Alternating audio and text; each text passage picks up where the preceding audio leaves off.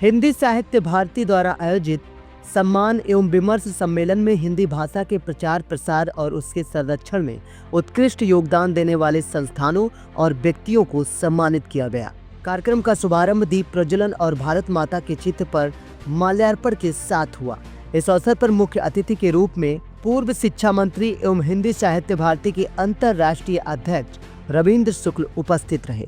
कार्यक्रम में विभिन्न क्षेत्रों से आए हिंदी सेवियों, साहित्यकारों, शिक्षकों और सामाजिक संगठनों को उनके योगदान के लिए सम्मानित किया गया। इसी क्रम में भारतीय जीवन बीमा निगम LIC के कानपुर जोनल कार्यालय को हिंदी के क्षेत्र में उत्कृष्ट कार्य करने के लिए विशेष सम्मान प्रदान किया गया। सम्मान समारोह में LIC की ओर से यह सम्मान प्रादेशिक प्रबंधक एवं क्षेत्रीय राजभाषा संपर्क अधिकारी अजय कुमार मिश्रा ने ग्रहण किया। हिंदी साहित्य भारती के पदाधिकारियों ने बताया कि LIC कानपुर जोनल कार्यालय ने सरकारी कार्यों में हिंदी के प्रयोग को बढ़ावा देने के साथ साथ कर्मचारियों में हिंदी लेखन और अभिव्यक्ति के लिए लगातार प्रयास किए हैं।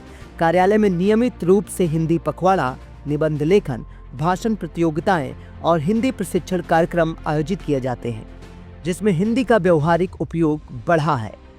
सम्मान समारोह में LIC की ओर से सुधीर शुक्ला सहित अन्य अधिकारियों ने भी भाग लिया।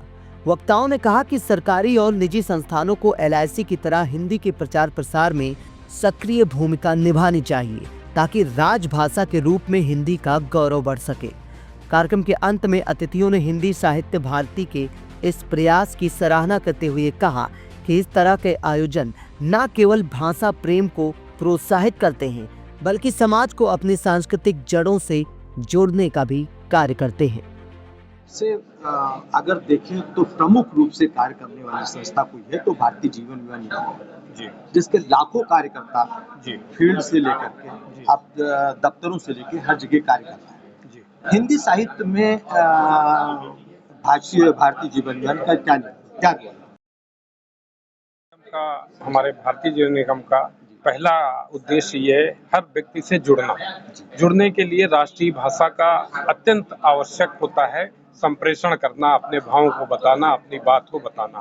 भारतीय जीवन बीमा निगम इस बात के लिए सदैव अपने कर्मचारियों को, अधिकारियों को इस बात के लिए प्रेरित करता है कि हम अपने ग्राहकों से उनकी भाषा, उनकी प्रादेशिक भाषा में, उनकी हिंदी भाषा के साथ हम उनसे संवाद स्थापित करें, लिखा पढ़ी में पत्रों का भी आदान प्रदान करें और उसके साथ ही हिंदी के तमाम ऐसे छोटे छोटे कार्यक्रम हैं जो हम लोग कार्यालयीन प्रयोग में कार्यक्रम आयोजित करते रहते हैं, जिससे हमारी हिंदी भाषा, हिंदी साहित्य को आगे बढ़ने में सहयोग हो।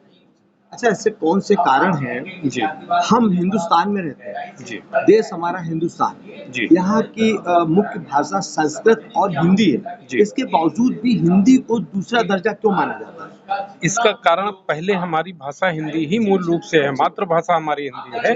बीच में एक ब्रिटिश शासन काल आया, तो उसके पहले मुगल शासन काल था। मुगल शासन काल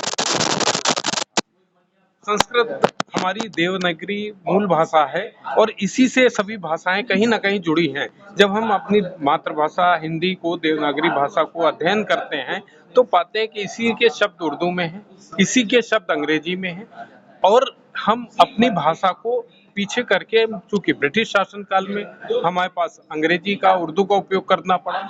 जब हम इस मुक्त हुए, स्वतंत्र हुए और हमारा देश प्रजातंत्र में स्वतंत्र रूप से काम करने लगा तो हमने अपनी मूल भाषा को पहचाना, उसके अधिकारों को पहचाना, उसकी अभिव्यक्ति को पहचाना और उसी के आधार पर हम अपनी देश की जो मातृभाषा है इसको प्रथम स्थान दिलाने के लिए पूर्ण रूप से तत्पर हैं, सहयोग कर रहे हैं, कार्य कर रहे हैं। धन्यवाद। साहित्य भारती के मंच से जी आप समाज को क्या संदेश देना चाहते हैं?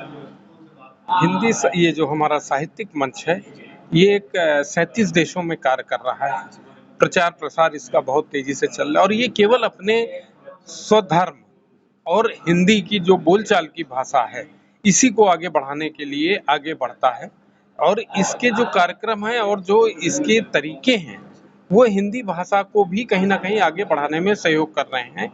हमारे भारतीय जीवन बीमा निगम में एक बीमा सखी का भी एक अभिकर्ताओं का एक प्लेटफॉर्म दिया गया जिसमें हमारी महिलाएं जो देवी स्वरूप हैं और अपने बच्चे को इस शुरुआत से ही जो उसको एक भाव देती हैं अपने धर्म का, सनातन धर्म का, जिसमें हिंदी मूल रूप से जुड़ी है, उसके लिए प्रेरित करते हैं। भारतीय जीवन निगम इस बात के लिए प्रयासरत है, आगे भी कार्य करता रहेगा अपने निगम के कार्यों के साथ कि हिंदी भाषा को आगे बढ़ाए।